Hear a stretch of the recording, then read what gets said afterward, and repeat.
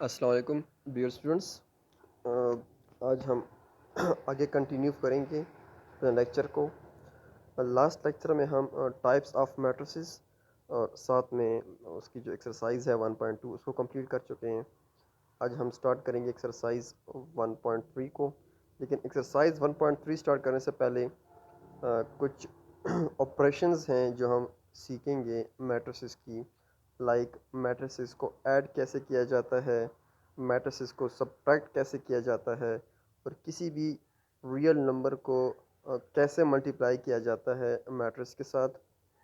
And then some properties हैं, सब discuss नहीं करेंगे, कुछ प्रॉपर्टीज़ डिस्कस करेंगे।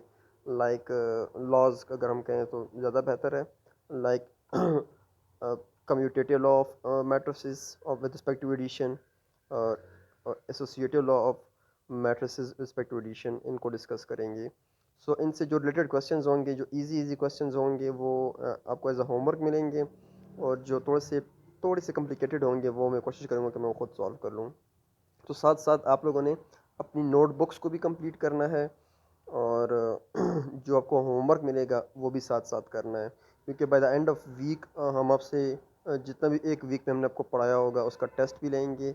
और इसके अलावा जो है वो आपको जो होमवर्क मिला होगा वो आपको फिज़िकली स्कूल में सबमिट भी कराना पड़ेगा।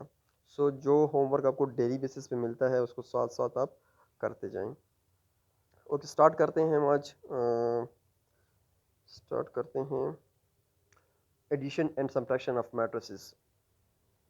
मैट्रिसेस को ऐड सब्ट्रैक्ट करने के लिए क्या शराइत होना ज़रूरी हैं, या मतलब मींस हम दो मैट्रिसेस को या तीन मैट्रिसेस को या मोर देन टू मैट्रिसेस को कब ऐड कर सकते हैं, कैसे ऐड कर सकते हैं, क्या होगा फिजिबल, कब एडिशन के लिए वो फिजिबल होंगे मैट्रिसेस। तो पहले इनको डिस्कस करते हैं एंड देन हम जाते हैं पे उसके बाद एडिशन रूल्स को, कि उनको ऐड कैसे किया जाता है।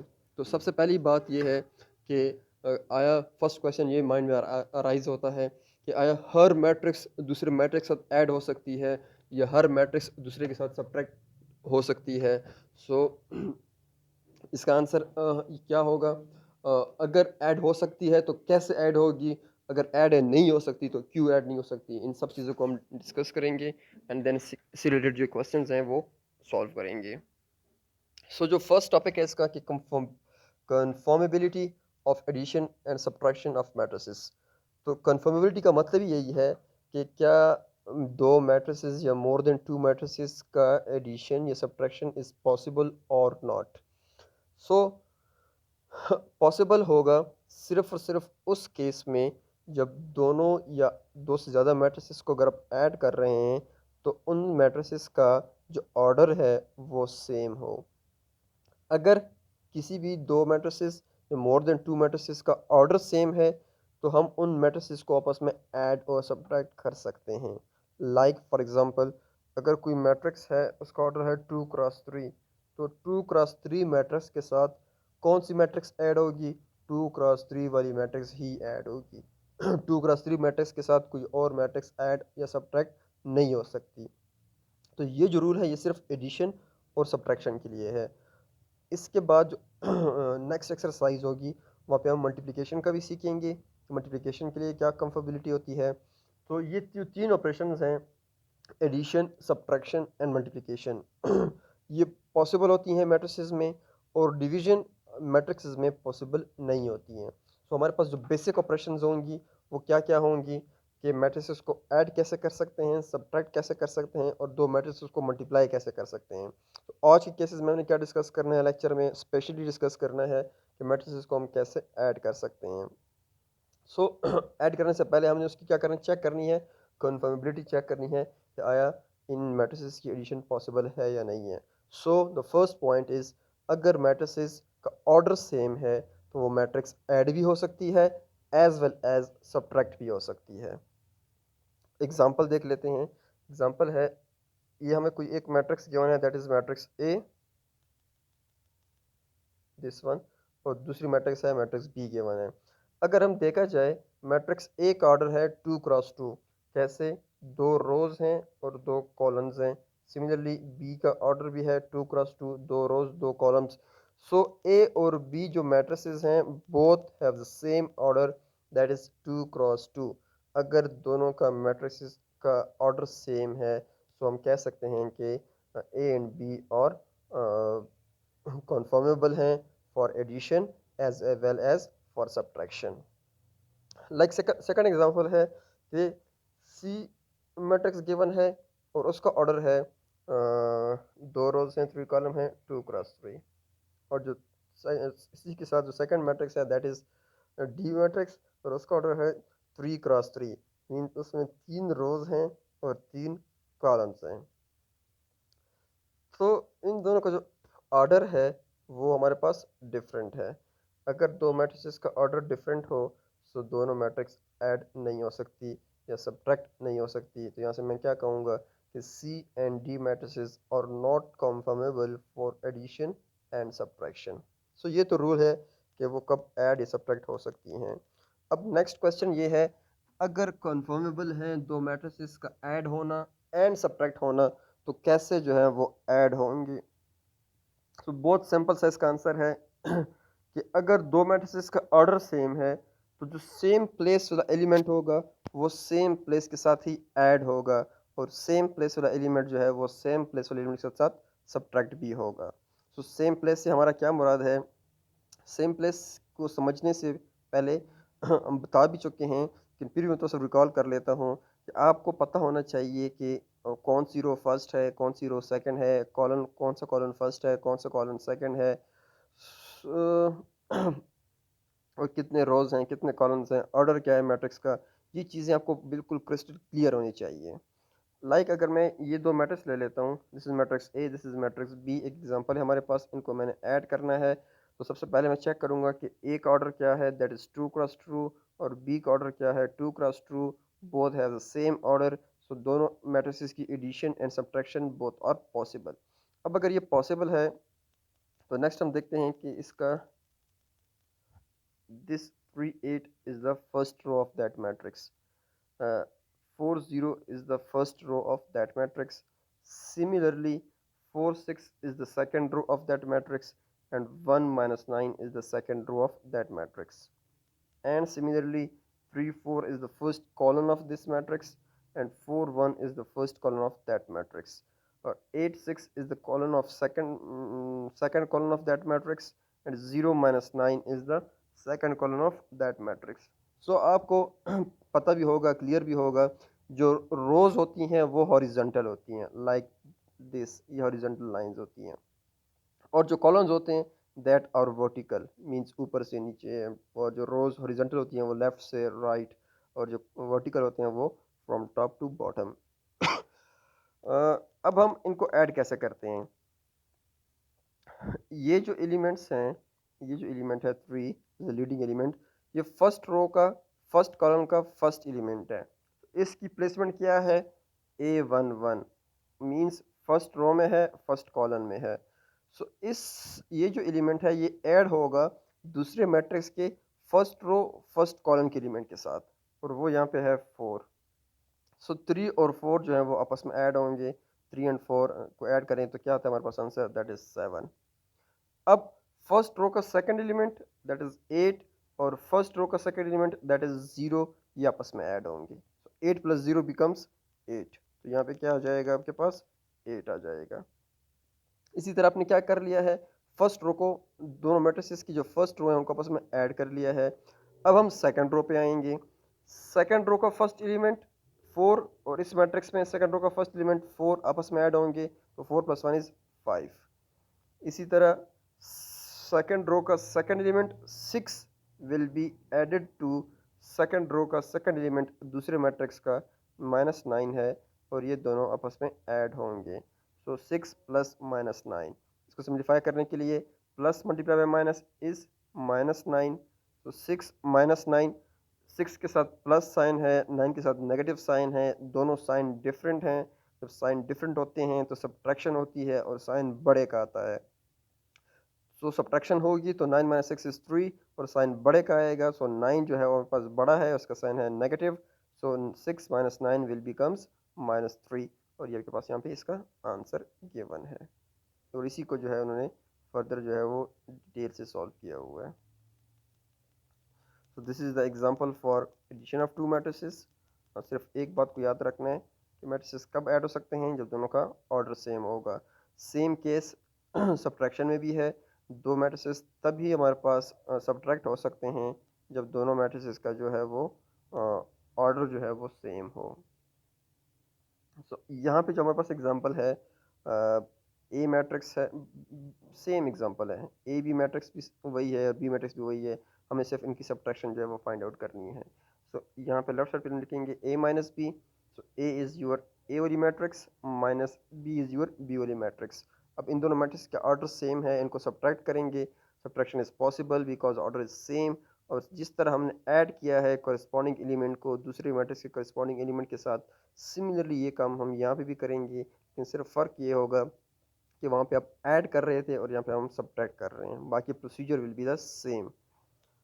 क्या प्रोसीजर होगा? सपोज इसको सब्ट्रैक्ट किया जा रहा है इस मैट्रिक्स के साथ। सो जो फर्स्ट रो का फर्स्ट एलिमेंट है दैट इज़ 3, ये 3 सब्ट्रैक्ट होगा, मींस 3 माइनस फर्स्ट रो का जो फर्स्ट एलिमेंट है that is 4। 3 minus 4 will become -1। तो यहाँ पे क्या आ जाएगा? -1 आ जाएगा। सिमिलरली फर्स्ट रो का second element 8 will be subtracted from first row के सेकंड एलिमेंट से। सो फर्स्ट रो का एक पहली मैट्रिक्स में फर्स्ट रो का सेकंड एलिमेंट है 8, और सेकंड मैट्रिक्स में फर्स्ट रो का जो सेकंड एलिमेंट है दैट इज़ 0, ये आपस में सब्ट्रैक्ट होंगे। सो 8 माइनस 0 विल लीड्स टू 8। सो आपके पास यहाँ पे क्या आ जाएगा? 8 आ जाएगा। ऑन द सेम वे अब हम फर्स्ट रो को सब्ट्रैक्ट कर चुके हैं, अभी हम सब्ट्रैक्ट करेंगे सेकंड रो को। नाउ जो सेकंड रो का फर्स्ट एलिमेंट है of that matrix that is 4, इससे सब्ट्रैक्ट होगा तो सेकंड मैट्रिक्स जो है उसके सेकंड रो के फर्स्ट एलिमेंट से, और वो है 1। सो 4 माइनस 1 लीड्स टू 3, और यहाँ पे इसका आंसर आ जाएगा 3। नाउ फर्स्ट रो का सेकंड रो का second element 6 will be subtracted from from -9.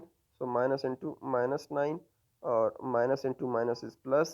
So 6 plus 9 and 6 plus 9 equals to 15, और ये इसका आंसर आ जाएगा। so इसी तरह हम ये दो एग्जांपल्स हैं, और इस कॉन्सेप्ट से हम दो मैट्रिसेस को ऐड और सब्ट्रैक्ट कर सकते हैं। होप सो आपको समझ आई होगी। इससे रिलेटेड जो सिंपल सिंपल से क्वेश्चंस होंगे एक्सरसाइज में, वो आपको मैं एज अ होमवर्क दूंगा।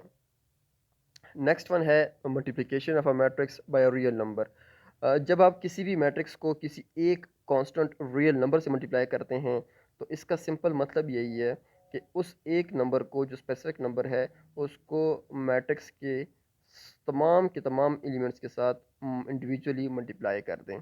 लाइक अगर आपके पास कोई मैट्रिक्स है, जो ए है हमारे पास यहाँ, या सपोज बी है 4 0 1 -9, मैं चाहता हूँ कि इस पूरी मैट्रिक्स के साथ 2 मल्टीप्लाई हो, ये 2b हो जाए। तो 2 कैसे मल्टीप्लाई होगा? अगर आप इसके लेफ्ट साइड पे भी 2 मल्टीप्लाई करेंगे और राइट साइड पे भी 2 मल्टीप्लाई करेंगे। अगर मैं लेफ्ट साइड के साथ 2 मल्टीप्लाई कर दूं तो वहां से सिंपल आ जाएगा 2 multiply by B which will becomes 2b। यहाँ पे तो क्लियर है, लेकिन राइट साइड पे क्या होगा? ये 2 मल्टीप्लाई होगा इस पूरे मैट्रिक्स के साथ, और उस पूरे मैट्रिक्स से मल्टीप्लाई करने का मतलब है कि ये 2 जो है ये इंडिविजुअली हर एलिमेंट के साथ सेपरेट सेपरेट क्या होगा? मल्टीप्लाई होगा। लाइक 2 मल्टीप्लाई बाय 4 भी होगा, और 2 मल्टीप्लाई बाय 0 भी आएगा, 2 मल्टीप्लाई बाय 1 भी होगा, 2 मल्टीप्लाई बाय 9 भी होगा, और इससे जो आंसर आएगा that will be the multiplication of real number with any matrix. अब जो आप किसी भी रियल नंबर को मल्टीप्लाई करते हैं मैट्रिक्स के साथ, तो इसके लिए मैट्रिक्स का ऑर्डर होना ज़रूरी नहीं है। जो भी मैट्रिक्स हुई, जिस किस्म की भी मैट्रिक्स हुई, दैट इज़ डायगोनल मैट्रिक्स हो, स्क्वायर मैट्रिक्स हो, रेक्टेंगुलर मैट्रिक्स हो, जिस तरह की भी मैट्रिक्स हो, उनको आप आराम से जो है वो मल्टीप्लाई कर सकते हैं। हाँ, थर्ड एग्जांपल देख लें। हमने ए मैट्रिक्स कोई गिवन है दैट इज 2 क्रॉस 2 मैट्रिक्स। वो कहते हैं कि आप फाइंड करें 3 मल्टीप्लाई बाय ए, मींस इस मैट्रिक्स को आप 3 से मल्टीप्लाई कर दें। 3 से मल्टीप्लाई कर लेते हैं। अब इस मैट्रिक्स के जितनी भी एंट्रीज हैं, 2 क्रॉस 2 मैट्रिक्स है तो 4 एंट्रीज होंगी। इन 4 के 4 एंट्रीज के साथ आपने 3 को मल्टीप्लाई करना है, ये इसका आंसर आ जाएगा, एंड सो ऑन। ये तो है simple addition and subtraction. And उसके बाद किसी भी स्केलर वैल्यू को, रियल नंबर को मल्टीप्लाई करें होल मैट्रिक्स के साथ, तो ये तो इसका ये प्रोसेस हुआ। अब हम आते हैं नेक्स्ट, जो हमारे पास लॉज हैं जो डिफाइंड हुई हुई हैं मैट्रिसेस पे, उनको थोड़ा सा डिस्कस करते हैं। उनमें से जो हमारा फर्स्ट लॉ है that is commutative law of under addition, and then जो सेकंड लॉ है वो एसोसिएटिव लॉ ऑफ एडिशन। तो मैं थोड़ा सा आपको ये डिफरेंस बता दूं कि कम्यूटेटिव लॉ और एसोसिएटिव लॉ में डिफरेंस क्या है। बेसिकली जो कम्यूटेटिव लॉ होता है उसमें हमारे पास दो मैट्रिसेस इन्वॉल्व होंगे। लाइक अगर कम्यूटेटिव लॉ की बात हो रही है तो दो मैट्रिसेस को ऐड किया जाएगा। एक को हम ए का नाम दे देते हैं, दूसरे को बी का नाम दे देते हैं।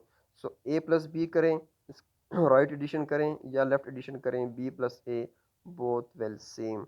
अगर ये रिलेशन सेम आता है it means the two matrixes A and B holds the commutative law of addition. इसी तरह अगर हम एसोसिएटिव की बात करेंगे तो एसोसिएटिव में जो है हमारे पास दो की बजाय तीन मैट्रिसेस हो जाएंगी, लेकिन उसकी ख़ास तरतीब है कि suppose A plus B plus C equals to A plus B plus C. ख़ास तरतीब का मतलब ये है, जब मैं इसके लेफ़्ट हैंड साइड को सॉल्व करूँगा, हमने पहले क्या करना है, इस ब्रैकेट को सॉल्व करना है, उसका जो रिज़ल्ट आएगा उसको ऊपर ऐड करेंगे, दैट जो बाहर वाली मैट्रिक्स है ए के साथ ऐड करेंगे। सेम जब मैं राइट हैंड साइड को सॉल्व करूँगा, पहले हम ब्रैकेट को सॉल्व करते हैं तो ब्रैकेट में ए और बी ऐड होंगे और उसका जो रिज़ल्ट आएगा उसके साथ फिर सी वाली मैट्रिक्स जो है वो ऐड अप होगी।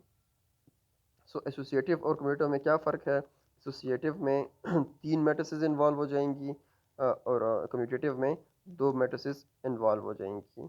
सो बेटा अगर आपको पेपर में कहा गया हो कि कम्यूटेटिव लॉ को प्रूव करें और आपको लॉ ना गिवन हो, तो आपको जो लॉ है ये आपको ख़ुद ब खुद याद होना चाहिए। और यही फ़र्क है। अगर आपको लिखा है कि commutative law of addition, it means दो जो मैट्रिसेस हैं उनको हम कंसिडर करेंगे, means A plus B should be equals to B plus A.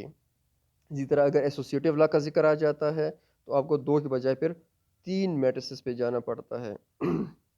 Like अगर यहाँ पे हम देखें इस रिलेटेड क्वेश्चन है, ए मैट्रिक्स भी आपको गिवन है, बी मैट्रिक्स भी गिवन है, और आपको कह रहा है कि A and B are of the same order and hence the method can be added. So आपको कहना चाह रहा है कि आप प्रूव करें कि ए प्लस बी जो है वो बी प्लस ए की इक्वल है। इन अदर वर्ड्स वो आपसे ये कह रहा है कि अगर हमारे पास ये दो मैट्रिसेस हों ए और बी, तो आप कम्यूटेटिव लॉ को होल्ड करवाएं या ये प्रूव करें कि कम्यूटेटिव लॉ ऑफ एडिशन जो है वो मस्ट होल्ड होती है। सो हमारे पास जो लॉ है कम्यूटेटिव लॉ का वो किसकी इक्वल है, A plus B equals to B plus A. तो इसकी पहले लेफ्ट हैंड साइड को हम लेते हैं।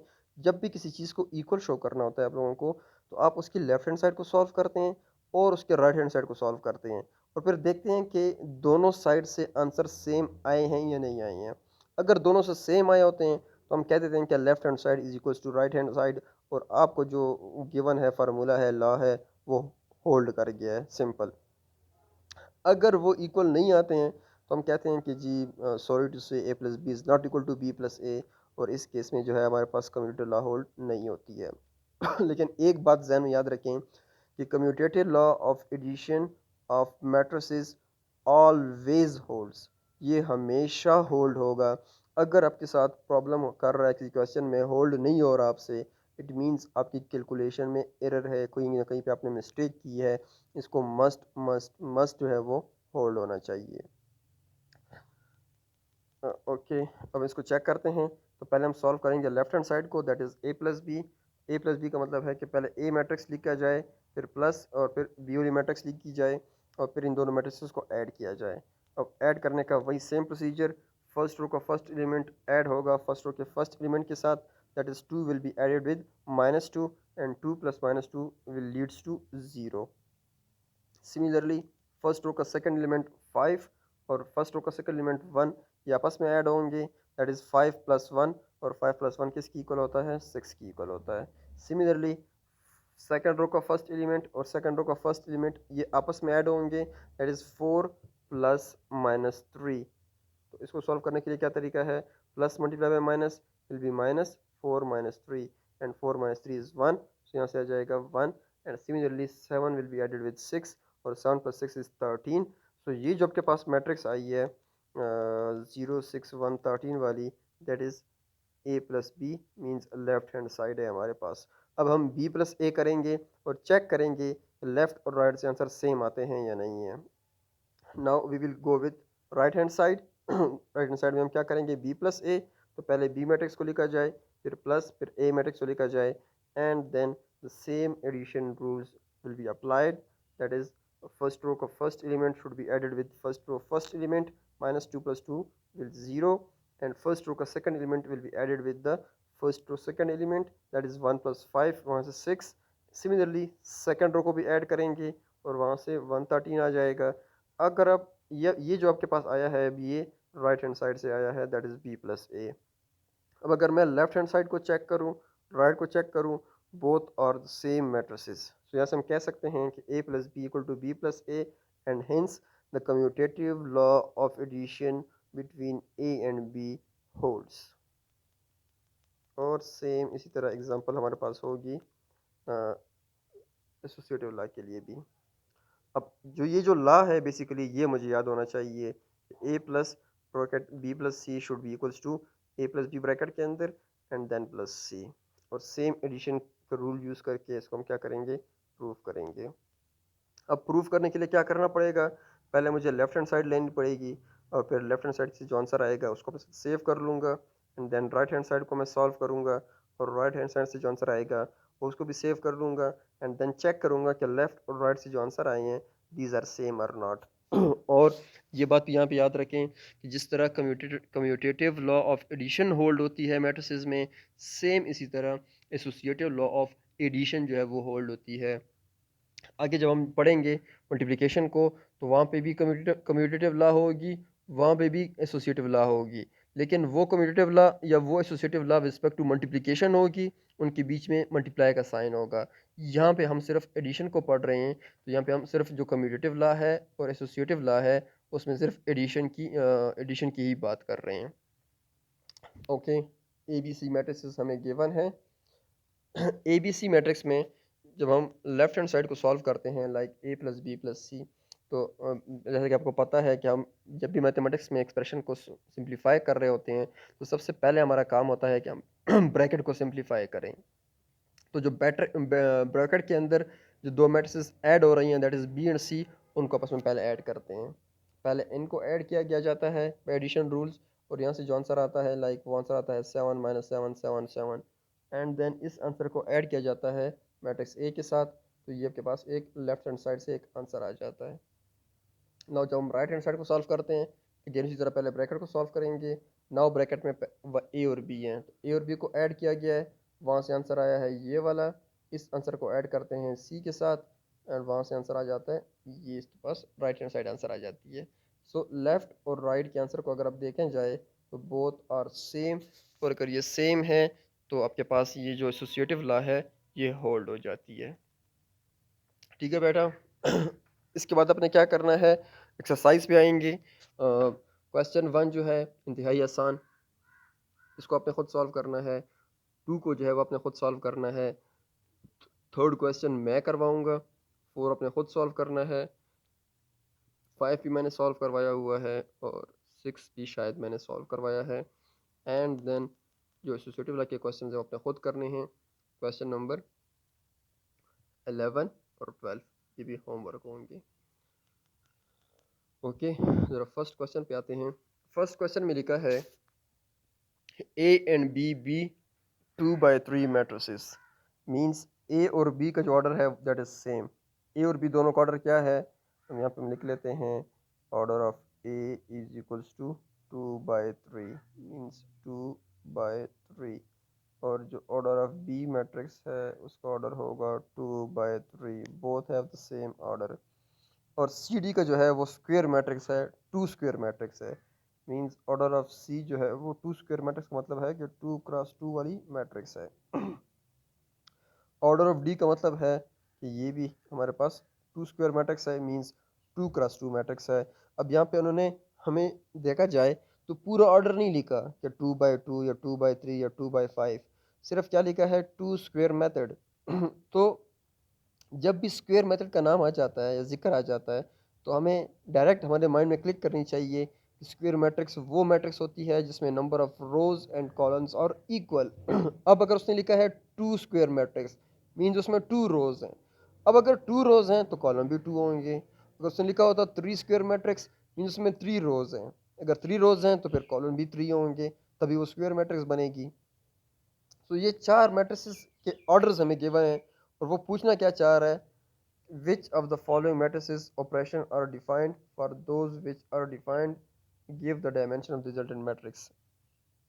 वो पूछना चाह रहा है कि क्या ये जो आपको नीचे 4 पार्ट्स गिवन है, क्या ये मैट्रिसेस आपस में ऐड सब्ट्रैक्ट हो सकती हैं? अगर ऐड सब्ट्रैक्ट हो सकती हैं तो जो रिजल्टेंट मैट्रिक्स आएगा उसका ऑर्डर क्या होगा? सो कीप इन माइंड कि अगर आपके पास दो मैट्रिसेस ऐड होती हैं तो एडिशन के लिए क्या रूल है कि both matrices have same order, दोनों मैट्रिसेस का ऑर्डर सेम होना चाहिए। अब अगर दो मैट्रिसेस का ऑर्डर सेम है तो वो ऐड भी हो सकते हैं और सब्ट्रैक्ट भी हो सकते हैं, और मज़े की बात उनका जो रिजल्टेंट आएगा उसका भी वही ऑर्डर होगा जो ए और बी का ऑर्डर होगा।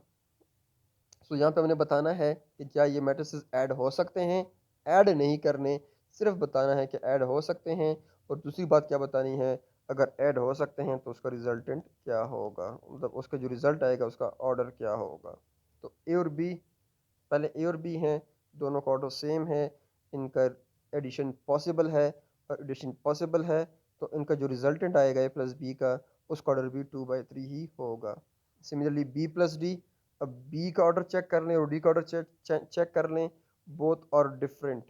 जब बोथ और डिफरेंट हैं तो ये आपस में ऐड ही नहीं हो सकते हैं, तो अगर ऐड नहीं हो सकते तो फिर रिजल्टेंट आ ही नहीं सकता। तो यहाँ पे हम इसके रीजन में हम क्या लिखेंगे कि as the order of B is 2 cross 3 and order of D is 2 cross 2, both the order of both of the matrices are not same, so the multiplication is addition is not possible। Similarly अपने third part भी कर लेना है और fourth part भी कर लेना है। अब जो सेकंड क्वेश्चन है वो भी इंतहाई आसान है। आपको ए मैट्रिक्स गिवन है और कब से वो पूछ रहे हैं कि कह रहे हैं कि इस ए मैट्रिक्स के साथ आपने कोई कांस्टेंट रियल नंबर 2 जो है वो मल्टीप्लाई करना है, मींस 2 को मल्टीप्लाई करना है मैट्रिक्स ए के साथ। तो इसमें हम क्या कर लेंगे, both side of the matrix जो है उनको हम 2 से मल्टीप्लाई कर लेंगे। तो यहाँ पे आ जाएगा 2a, और यहाँ पे क्या आएगा 2 मल्टीप्लाई बाय ए वाली मैट्रिक्स, दैट इज़ 1 2 3। ये कोई कॉलम मैट्रिक्स है तो यहाँ से तो 2a ही आएगा, और यहाँ से क्या होगा, ये 2 मल्टीप्लाई हो जाएगा हर एंट्री के साथ, जितनी भी एंट्रीज हैं इस ए मैट्रिक्स में। तो 2 1 ज़ार 2, 2 2 ज़ार 4, 2 3 ज़ार 6, और ये इसका क्या होगा, आंसर होगा।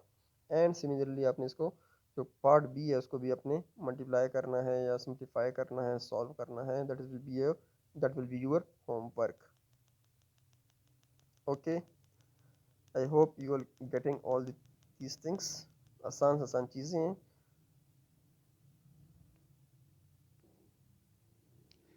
Now come to question number 3। Question 3 में आपको कह रहा है कि find matrix X such that, आपको गिवन है 4x equals to that matrix, और इस मैट्रिक्स का ऑर्डर है 3 क्रॉस 3। ये आपको जो क्वेश्चन गिवन है 4x इक्वल टू दिस, इससे आपने x की वैल्यू जो है वो फाइंड आउट करनी है।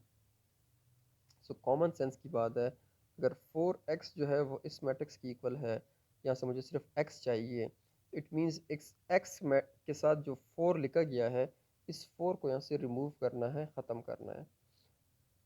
लेकिन हमें चेक करना है कि 4 और x किस रिलेशन या किस ऑपरेशन के तहत जो आपस में जुड़े हुए हैं। अगर मल्टीप्लाई हो रहे हैं तो इसको ख़त्म करने के लिए डिवाइड करना पड़ेगा, अगर ऐड हो रहा है तो उसको ख़त्म करने के लिए सब्ट्रैक्ट करना पड़ेगा। यहाँ पे है 4x, सिंपली 4 और x आपस में मल्टीप्लाई हो रहे हैं। अब अगर यहाँ से 4 रिमूव हो जाए, x जो है वो इंडिपेंडेंट सेपरेटली रह जाएगा, और वही हमारा सोल्यूशन होगा।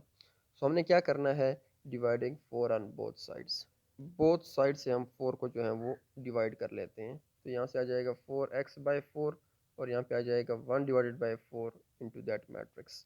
यहाँ से क्या होगा, बेसिकली 4 और 4 आपस में कैंसिल हो जाएंगे, आपके पास x आ जाएगा। लेकिन यहाँ पे 1/4 आ गया है मैट्रिक्स से पहले।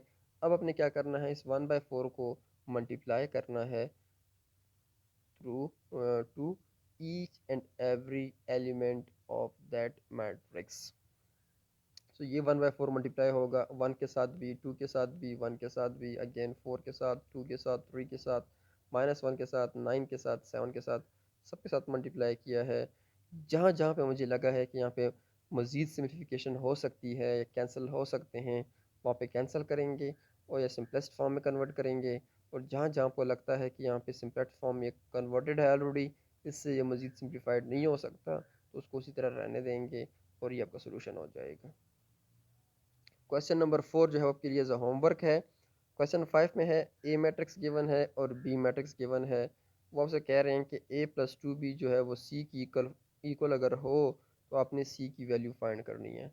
इन अदर वर्ड्स हमने क्या करना है, सिंपली ए और बी मैट्रिसेस गिवन है, इस रिलेशन में ए और बी मैट्रिसेस की वैल्यू पुट करनी है, देन उनको ऐड करके जो रिज़ल्ट आएगा वो सी मैट्रिक्स होगी। सो हम भी इस तरह कर लेते हैं, A plus two B equal to C है, putting value of A and B in this equation. So A की वैल्यू हमारे पास है ये वाली मैट्रिक्स और बी की वैल्यू है ये जो गिवन मैट्रिक्स है, इनको आपस में ऐड कर लेते हैं। लेकिन क्वेश्चन स्टार्ट करने से पहले हम क्या चेक करेंगे, अगर एडिशन हो रही है कि आया ए और बी का ऑर्डर सेम है या नहीं है। Yes, both the matrices have same order, so addition is possible। Put कर लेते हैं वैल्यू ए और बी की, ये ए का मैट्रिक्स प्लस ये टू फार्मूले वाला और यहाँ पे बी का मैट्रिक्स। अब जनाब ये जो मैट्रिसेस है A plus two into this, ये डायरेक्टली ऐड नहीं हो सकते। क्यों नहीं हो सकते? बिकॉज इस मैट्रिक्स से बाहर आपको टू नज़र आएगा, इस टू को पहले यहाँ से ख़त्म करना है, सिंप्लीफाइड करना है। अगर ये टू यहाँ से ख़त्म हो जाए तो ये मैट्रिक्स आपस में ऐड हो सकती हैं। तो टू को ख़त्म करने का मतलब है कि इस टू को मल्टीप्लाई कर दें इस मैट्रिक्स के हर एंट्री के साथ। 2 multiplied by 3, 2 multiplied by -1, 2 multiplied by 2 and so on, 2 multiplied by 0। Then उसको सिंप्लीफाई कर दें, like 2 3s are 6, 2 multiplied by 1 is -2, 2 2s are 4, 2 4s are 8, 2 2s are 4, 2 5s are 10, 2 2s are 4, 2 3s are 6, 2 0s are 0। अब ये simplify करने के बाद अब अगर आप देखें तो सेम केस बन गया, आपके पास एडिशन ऑफ मैट्रिसेस आ गई है। इन दो मैट्रिसेस को ऐड करना है। सिंपली जो हमारे पास एडिशन का रूल है कि हर रो के साथ ऐड किया जाएगा एंड पर्टिकुलरली हर रो का स्पेसिफिक एलिमेंट जो है वो उस रो के स्पेसिफिक एलिमेंट के साथ ऐड होगा। सो बाय सेम रूल्स मैंने ऐड किया है and will get that's answer. Next जाते हैं चैप्टर क्वेश्चन नंबर 6 की तरफ। क्वेश्चन 6 में आपको दो मैट्रिसेस अगेन गिवन है, मैट्रिक्स ए एंड बी। अब आपको एक्स की वैल्यू फाइंड करनी है और रिलेशन क्या गिवन है, 2a plus 3x equals to 5b। Means मैंने सिर्फ और सिर्फ x को जो है वो फाइंड आउट करना है। x को फाइंड करने के लिए पहले 2a को सब्ट्रैक्ट कर लेंगे बोथ साइड, आपके पास आ जाएगा 3x equals to 5b minus 2a। अब इस 5b माइनस 2a को सॉल्व करेंगे एंड देन वहाँ से जो आंसर आएगा उसको 3 से बहुत सारे डिवाइड करके इस 3 को भी ख़त्म कर लेंगे और x की जो वैल्यू है वो सॉल्व हो जाए, फाइंड हो जाएगी। सो बेटा मेरा भी आपको यही मशवरा है, जब भी आपके सामने क्वेश्चन आ जाए, चाहे वो टेस्ट हो, चाहे वो प्रैक्टिस कर रहे हैं, चाहे वो पेपर में आप बैठे हैं, तो आप पहले क्वेश्चन को थोड़ा सा गौर से पढ़ लें और पढ़ने के बाद ये ज़रा 1 सेकंड 2 सेकंड या 1 मिनट ले लें, कोई 1.5 मिनट ले लेगा, कोई 2 मिनट ले लेगा, अपने माइंड में इसका स्केच बनाएं कि इस क्वेश्चन को मैंने कैसे सॉल्व करना है, मेरा फर्स्ट स्टेप क्या होगा, सेकंड स्टेप क्या होगा, इस स्टेप पे मेरा टारगेट क्या है, फलां स्टेप पे मेरा क्या टारगेट है, एंड देन उसके बाद ये सिंप्लीफाइड हो जाएगा, आपके पास आंसर आ जाएगा। सो आपके पास जो आइडिया है क्वेश्चन को सॉल्व करने का, वो अपने पहले 2 मिनट में या 1.5 मिनट में इसको अपने सामने जो है वो अपने माइंड में इसको रिकॉल करना है कि मैंने ये करना है और ये करना है, इसी तरह आपको आसानी होगी। अब जब मेरे पास ये रिलेशन आया 2a plus 3x equal to 5b और मुझे क्वेश्चन में कहा गया है कि अपने x की वैल्यू फाइंड करनी है, तो डायरेक्ट मेरे माइंड में ये बात आ गई, इस 2a को मैं यहाँ पे शिफ्ट कर लूँगा तो 5b माइनस 2a हो जाएगा, उसको सिम्प्लीफाई करेंगे तो यहाँ पे तो 3x ऑलरेडी होगा, मुझे तो x चाहिए, तो वहाँ से जो आंसर आया होगा उसको मैं 3 से बहुत सारे डिवाइड कर लूँगा और चीज़ जो है वो x फाइंड हो जाएगी। सो ये मेरे माइंड में आया तो इसको सिंपली इम्प्लीमेंट करते हैं। पहले मैंने शिफ्ट किया 2a को अब ये वाले मैट्रिक्स और ये मैट्रिक्स आपस में डायरेक्ट सब्ट्रैक्ट नहीं हो सकती, बिकॉज इस मैट्रिक्स से बाहर 5 मल्टीप्लाई हो रहा है और इस मैट्रिक्स से बाहर 2 मल्टीप्लाई हो रहा है, तो इनको पहले अंदर मल्टीप्लाई करेंगे एंड देन सब्ट्रैक्शन करेंगे। सो 5 मल्टीप्लाई होगा इस मैट्रिक्स के सारे एलिमेंट्स के साथ और 2 मल्टीप्लाई होगा इस मैट्रिक्स के सारे एलिमेंट के साथ। मल्टीप्लाई करने के बाद ये सिंप्लीफाइड हो गए हैं। अब इन दोनों के बीच में सब्ट्रैक्शन है और अब सब्ट्रैक्शन हम कर सकते हैं। अब सब्ट्रैक्शन के लिए ज़रूरी क्या है कि दोनों मैट्रिसेस का ऑर्डर सेम होना चाहिए। तो मैं पहले चेक करूँगा कि क्या इन दोनों मैट्रिसेस का ऑर्डर सेम है या नहीं है। अगर सेम है तो सब्ट्रैक्शन पॉसिबल, नहीं है तो फिर नॉट पॉसिबल। नॉट पॉसिबल है तो आप कहेंगे कि जी क्योंकि सब्ट्रैक्शन पॉसिबल नहीं है इसलिए एक्स की वैल्यू फाइंड करना इम्पॉसिबल है। लेकिन फॉर्चुनेटली आप लोगों का जो क्वेश्चन है उसमें ए और बी दोनों का ऑर्डर सेम है, तो सब्ट्रैक्शन इज़ पॉसिबल। और सब्ट्रैक्शन कर लेते हैं हम लोग, और वहाँ से ये 40 minus four, 0 minus minus four and so on, ये सॉल्व होके ये फॉर्म आ जाती है 2 36 and 36 4 12 minus four 8 and so on. अब प्रॉब्लम ये है जहाँ पे x की वैल्यू फाइंड करनी है लेकिन लेफ्ट साइड पे 3x आ जाए। सिंपल इस 3 को अब रिमूव करना है। कैसे रिमूव होगा? Dividing 3 on both side. यहाँ पे भी 3 डिवाइड करेंगे और यहाँ पे भी करेंगे। यहाँ पे जो 3 डिवाइडेड होगा वो बेसिकली इन सब के साथ फर्दर फिर क्या हो जाएगा? डिवाइड हो जाएगा। सर डिवाइड होगा, यहाँ पे सिम्प्लीफिकेशन हो रही थी 36/3 इज 12, यहाँ पे भी सिम्प्लीफिकेशन हो रही थी 12/3 इज 4। बाकियों में सिम्प्लीफिकेशन इज़ नॉट पॉसिबल, तो बाकियों को एज इट इज़ रहने दिए और यहाँ से आपके पास एक्स का आंसर आ गया। तो ये था आज का लेक्चर। अब ये चीज़ नोट कर लें आपके पास क्या क्या होमवर्क में आया है। होमवर्क में आया है आपके पास question number 1, question number 2, question number 4 और क्वेश्चन नंबर 11 एंड 12। जहाँ भी किसी को भी समझ ना आए तो पूछ सकता है, लेकिन पूछना ज़रूरी है। जब तक समझ ना आए आप तब तक पूछते रहें। अब एक दफ़ा समझ नहीं आती तो दूसरी दफ़ा पूछें, दूसरी दफ़ा भी समझ नहीं आती तीसरी दफ़ा पूछें, लेकिन चीज़ें जो हैं वो अपने सीखनी हैं और फ्रॉम डे वन सीखनी है, ताकि अब जब लोगों का बोर्ड का एग्ज़ाम होगा, अब बोर्ड स्टूडेंट हो गए, 8 से प्रमोट होकर 9 में आए हैं, सो आपको बोर्ड के एग्ज़ाम के लिए अगर प्रिपेयर होना है तो फ्रॉम डे वन आपको प्रिपेयर होना है। नोटबुक सबकी कंप्लीट होनी चाहिए। जो जो होमवर्क आपको मिलता है वो आप डेली बेसिस पे करेंगे। Thank you. अल्लाह हाफिज़।